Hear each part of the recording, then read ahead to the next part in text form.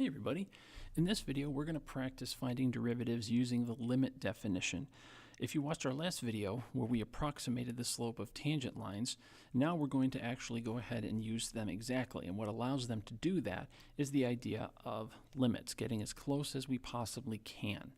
If you want to follow along, the links to the companion worksheet are in the description below, so let's get started. So here we have y equals x squared, and we want to find the exact slope of the tangent line using a limit to find the exact slope. So what we would do is we would say we want to pick the point 3 and we want another point that's h units away. And when we plug in 3 plus h, we would get 3 plus h squared when we put that in for x. And then we plug in 3. And then we divide by 3 plus h minus 3. So these are the two y values we get when we plug in these 2 points, and these are the x values. Now what we put in front is our limit. What we're saying is that gap, that h value, is getting smaller. It's going all the way to 0. Now if we just tried to plug in 0 in for h, unfortunately that wouldn't work. So what we have to do is we have to simplify this expression. So what we'll do is we will expand the numerator. So when we expand this, we have 9 plus 6h plus h squared minus 9 all over. The 3 and the minus 3 cancel, leaving nothing but h. Now on the top, the 9 and the minus 9 will cancel. So we still have our limit because we haven't plugged in h yet. So 6h plus h squared all over h. Now what we can do is we can algebraically factor out an h from the top and cancel it. So in so doing, we have 6 plus h in our expression, and so by plugging in 0, we get a value of 6. That is the exact slope of the tangent line at 3. Let's go on to the next one. Here we want to find the exact slope of the tangent line at 2x cubed minus 4 at the point -1. So we're going to plug in -1 and a point just next to it, so we add the h minus g of -1 all over -1 plus h, that's our first value we plugged in, minus -1. And so our limit is h is approaching 0. So we have to plug in these values, and when we do, like the last problem, we're going to have to algebraically expand them out. So we have -1 plus h, quantity cubed minus 4, minus, now remember the parentheses here, the quantity 2 times -1 cubed minus 4, all over the -1 minus -1 cancels, so we're left with h. Now this will have to be expanded out algebraically, and notice that it is to the third power, not the second. So we have -1 minus 3h squared plus 3h plus h cubed minus 4 minus, here we're going to cube -1, so that's -1 times 2 is -2. With the negative makes it plus 2. With the negative in the 4, that makes that plus 4.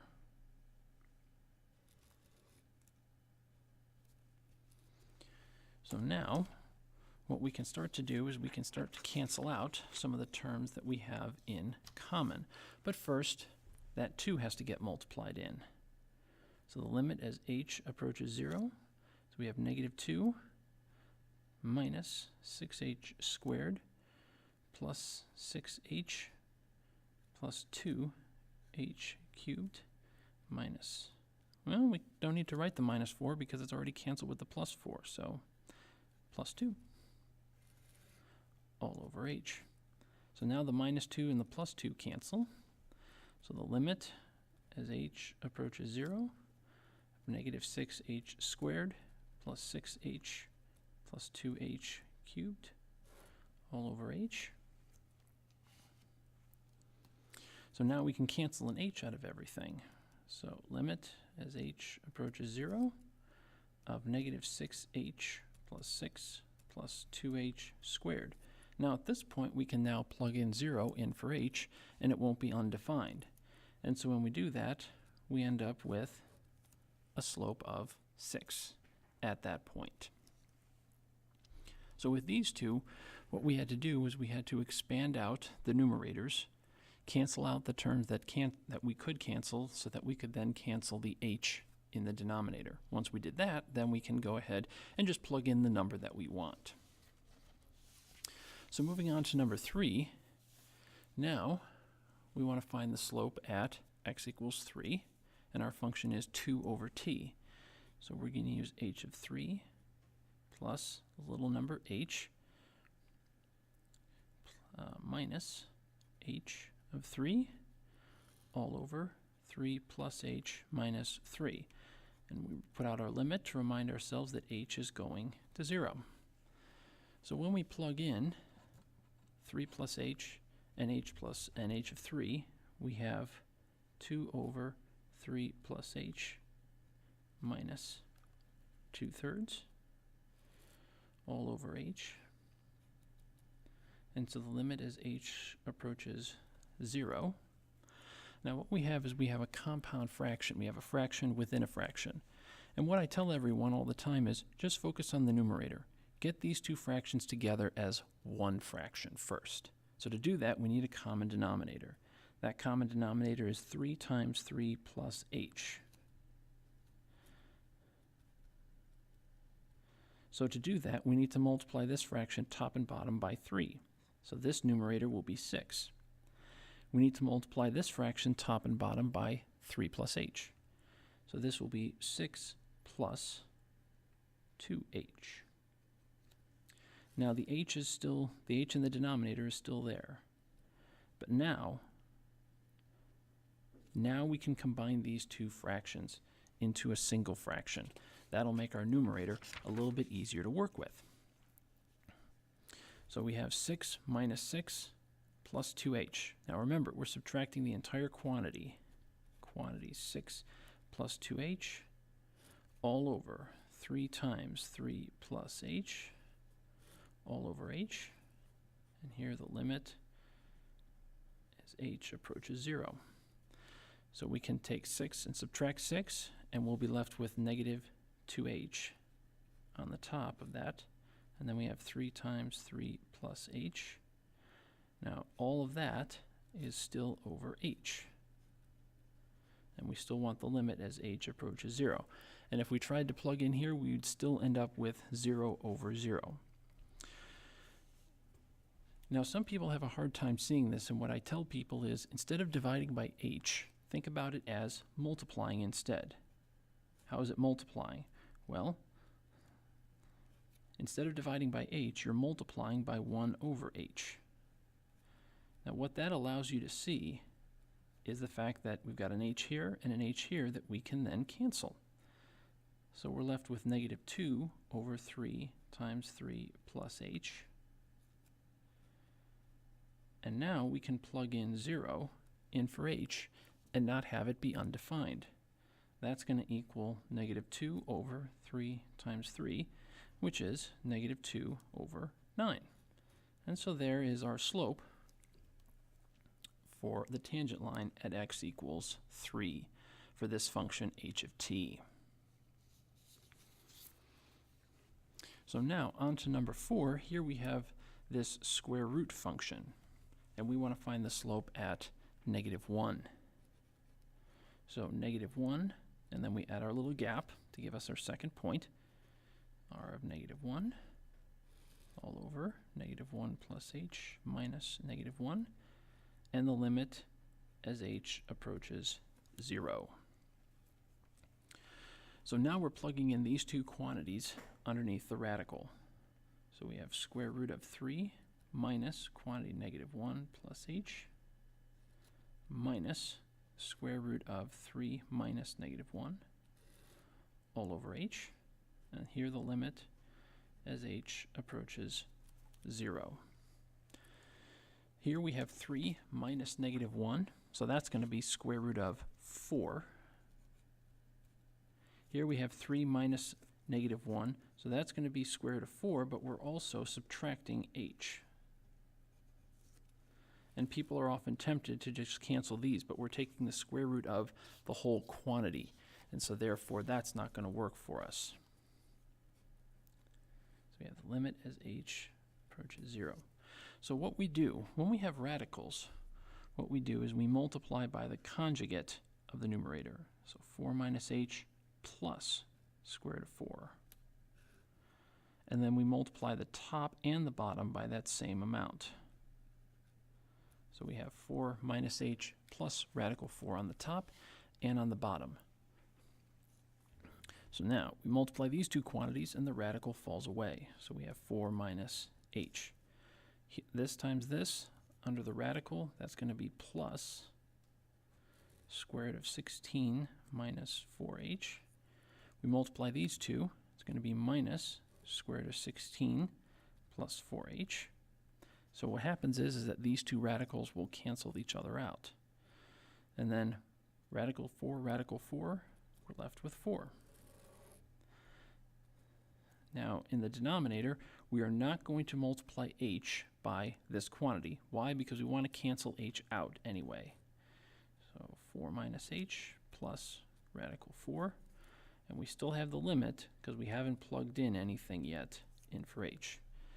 So these cancel, and so all we're left with on the top is negative h all over h times square root of 4 minus h plus square root of 4. Limit as h approaches 0. Now we have the h on the top and on the bottom that we can then cancel.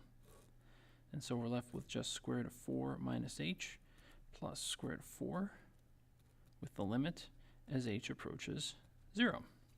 Now we can plug in the 0, so negative 1. 0 goes in for h, so square root of 4 plus square root of 4. And so we can rewrite that as 2 plus 2. And so we have negative 1/4. And so that is the slope of that tangent line at x equals negative 1. All right. So moving on to number 5. Now we're getting a little bit more generalized because now we want to find the limit to determine a formula for the exact point of a tangent line at any point r. So now we're not just picking a specific point, now we're actually finding any point. So here we have f of r plus h minus f of r all over h. And we want the limit as h approaches 0. So we plug in r plus h and plug in r into this. We have 9 plus 5 times r plus h minus f of r, which is that function, 9 plus 5r all over h. And so limit as h approaches 0. When we expand this, we have 9 plus 5r plus 5h minus 9 minus 5r over h. Here the limit as h approaches 0. And now we cancel out what we are able to, the 9's, the 5r's, and so we're left with 5h over h as the limit of h approaches 0. Now what's interesting is the h's cancel, and so we want the limit as h approaches 0, and we're left with 5. And so the limit is really irrelevant because as h goes to 0, 5 is a quantity that's going to stay the same. So at any point r, the slope is going to be 5. And given the fact that this is a linear function, that would stand to reason. It is 5, and the slope is always the same at any point on a line. But let's look at number 6. Here we want to find the slope at any point x. And here our function is x cubed. So we have f of x plus h minus f of x all over h, the limit as h approaches 0. So when we plug in x plus h into this function, we have x plus h cubed minus x cubed all over h, and the limit as h approaches 0. So as we've seen before in other videos, we're going to have to expand out x plus h cubed. So when we do that, that becomes x cubed plus 3x squared h plus 3x h squared plus h cubed minus x cubed all over h. Here the limit as h approaches 0. Now we have x cubed that we can cancel away, and we're left with 3x squared h plus 3x h squared plus h cubed all over h, with the limit as h approaches 0. Now what's nice is everything here in the numerator has an h that can be taken out of it. And so when we do, we're left with 3x squared plus 3x h plus h squared, with the limit still as h approaches 0. But now when we plug in 0 in for h, anything that has an h is removed. So we're left with 3x squared. So that is our formula for the exact slope of any point x on f of x. We just plug in whatever the point is into 3x squared, and that will give us the exact slope. All right, moving on to the next one. Here we have this function, g of t, and we want to find the exact slope at any point t. So we want to find g of t plus h minus g of t all over h. Hopefully by this point you've noticed that the denominator is always h when you subtract these two quantities. So we have 4 over t plus h minus 4 over t all over h. Now we've seen one like this before where we have a fraction, actually two fractions, in the numerator. And so what we have to do is we have to simplify this by combining them. So in order to do that, these two fractions need a common denominator, and that is t times t plus h. So t times t plus h. And so for this fraction, we're going to have to multiply top and bottom by t. So the numerator becomes 4t. Here we have to multiply the numerator top and bottom by 4t plus h. So 4t plus 4h. Still have the h in the denominator, but we'll take care of that in a second. First, we're dealing with the top. So now we can subtract these two. 4t minus 4t, those will cancel, and we're just left with negative 4h. And then t times t plus h all over h. So we still have the limit as h approaches 0. Now, like we saw before in the previous problem where we had two fractions within the numerator, when we get to here, we have a fraction in the numerator, and then we're still dividing.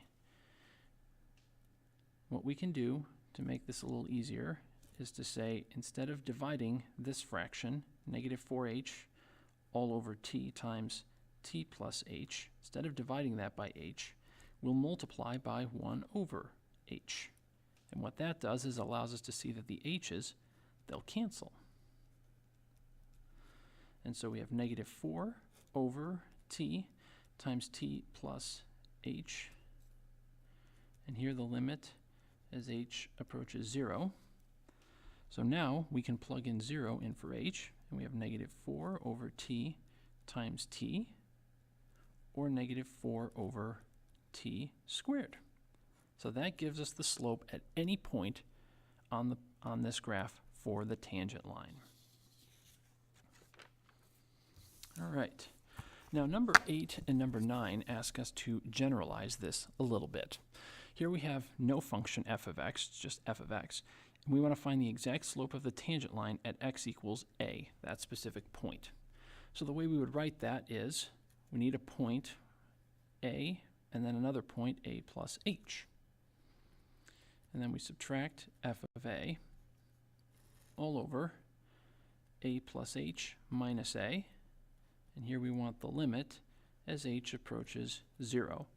And as we saw before, the denominator would simplify to just h. So f of a plus h minus f of a all over h, and the limit as h approaches 0. Now, without knowing a specific point and without knowing a function, this is all we can say right here. We're just stuck at this spot.